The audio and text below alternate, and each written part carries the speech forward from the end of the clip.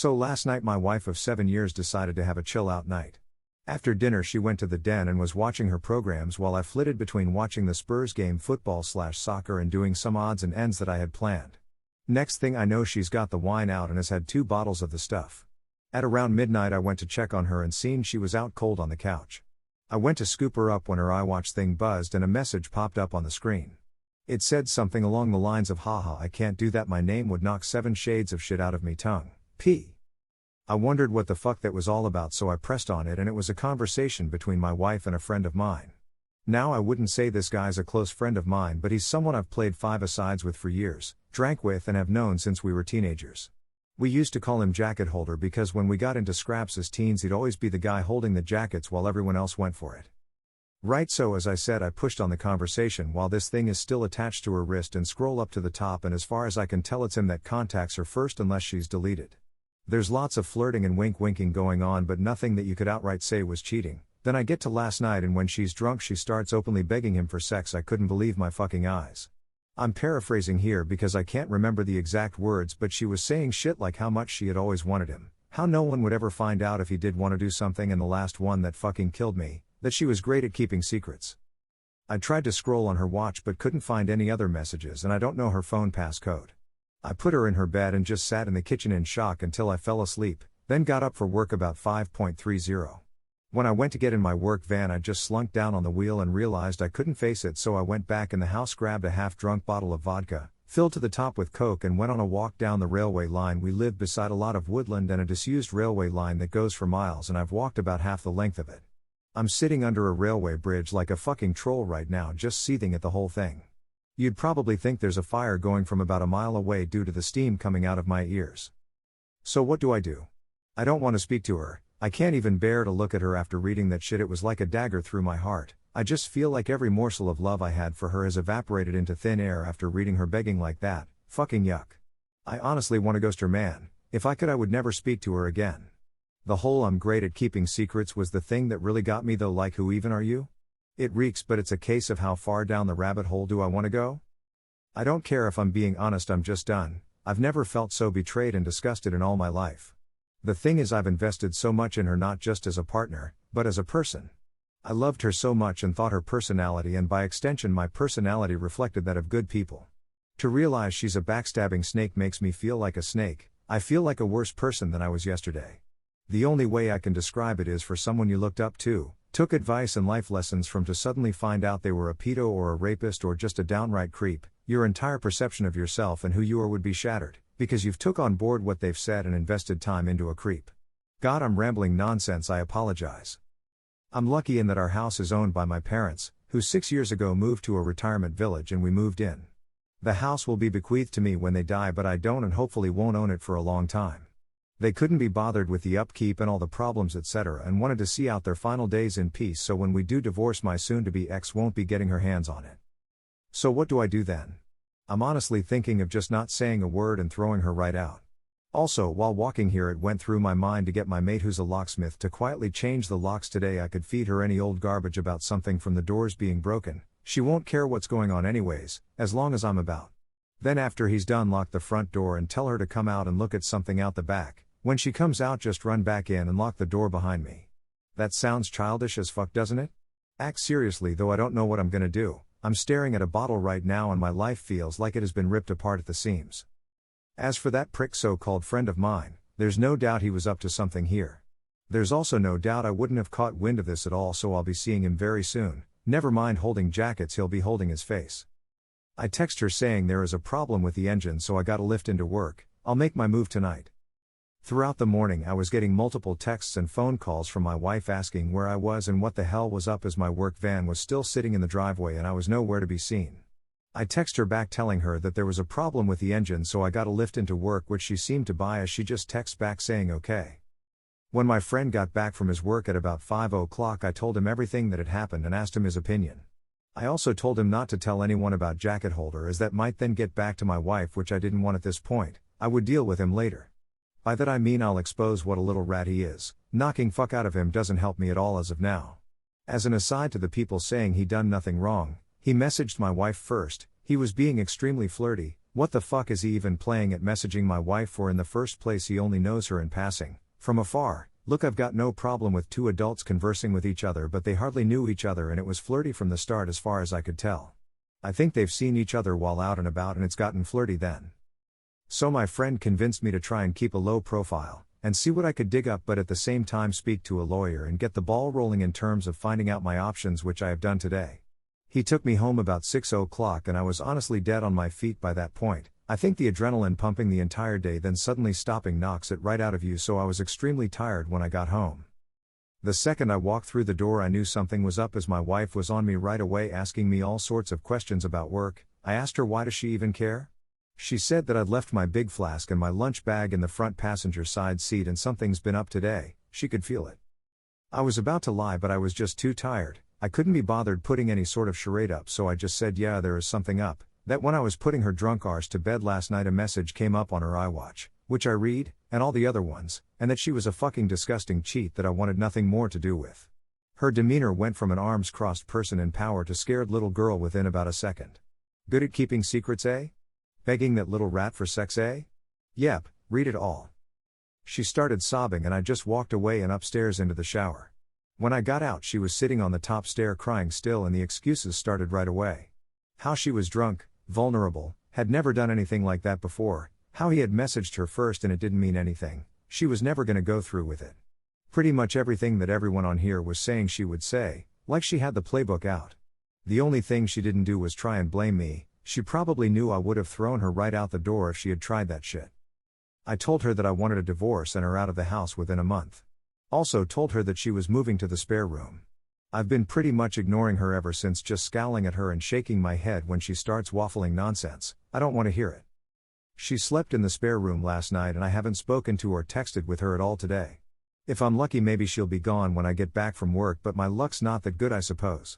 On getting her out though, I was telling my parents what was happening and my mother was adamant I wasn't throwing her out onto the streets. Her and my mother are close and always have been. We'd have been together 11 years in December.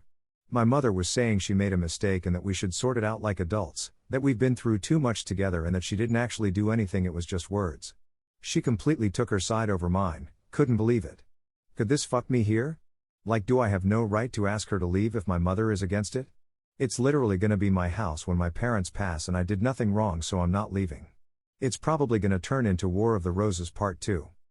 I managed to get myself an appointment with a divorce lawyer for next week, so I'll be going to that to discuss my options. Until then I'm just gonna ignore my soon-to-be ex-wife, I guess.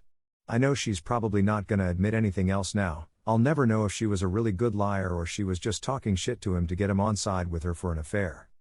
It's now been 20 days since I found out my wife was trying to cheat on me with my friend and the situation has become hellish. I gave her a month to get out and she's been sleeping in the spare room, but it's clear now she doesn't have any intention of going after she got in the ear of my mother. She doesn't have anywhere to go at any rate, but that's not my problem.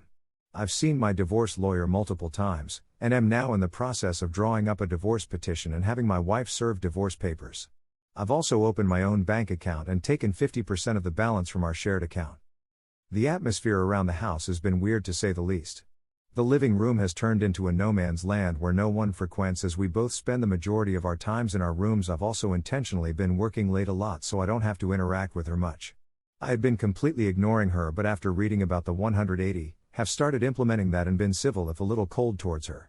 I'm so glad I did this, as I was beginning to feel like a monster refusing to acknowledge her existence. It was not the right way to behave and I ended up feeling like the one who had wronged her, rather than the other way about. The only time I broke from the 180 was when I walked into the bathroom last week and she was sitting on the floor by the bath crying. I helped her up and instinctively gave her a hug, though it was more of a there type hug than one with much love attached to it.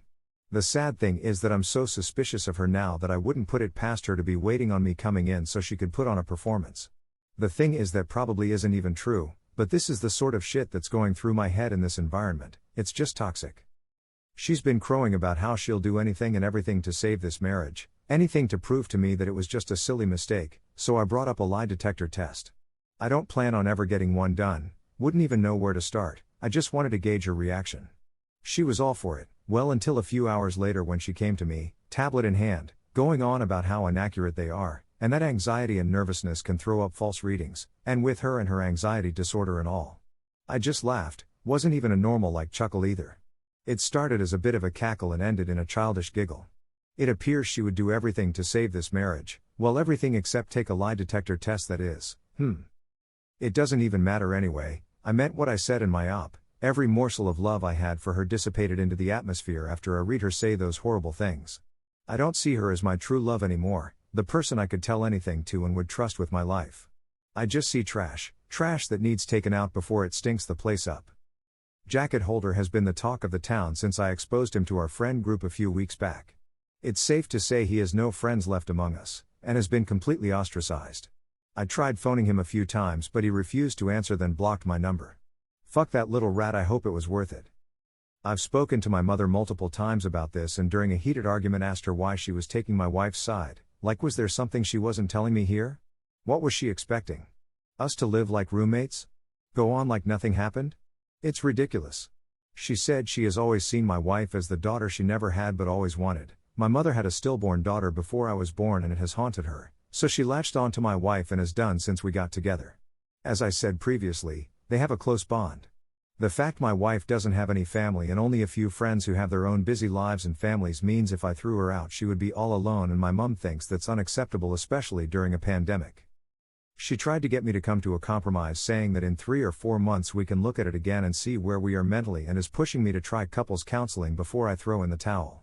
I'm not doing that. The thought of being in the same house as my wife over Christmas makes me feel ill. She'll want to do it right as she does every year and it'll be a complete shit show. My dad, God love him, has never been much of a talker. Never up nor down, just always there. He's a quiet, proud but timid man, and my mother's word has always been the one that matters in our house.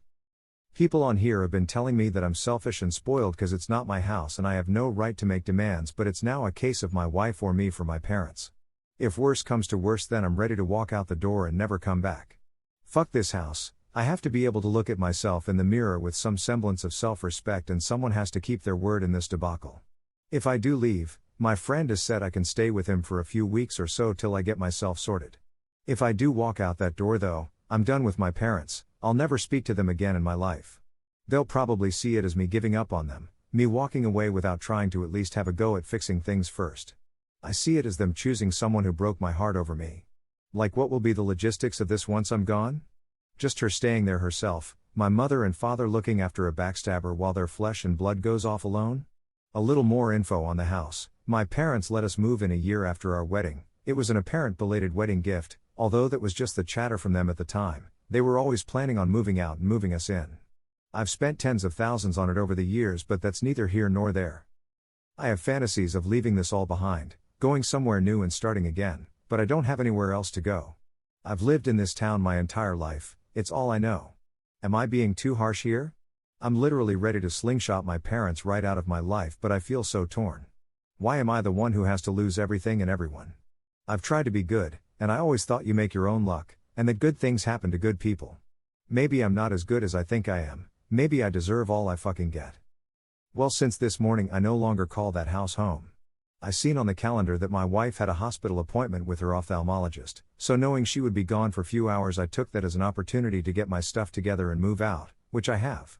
After getting my things moved and sorted, I just put the house keys on the kitchen table, along with the divorce papers I received from the divorce lawyer last week, and was on my way. I've blocked both my wife and mother's numbers, and any communication I have with my wife going forward will be done through my lawyer.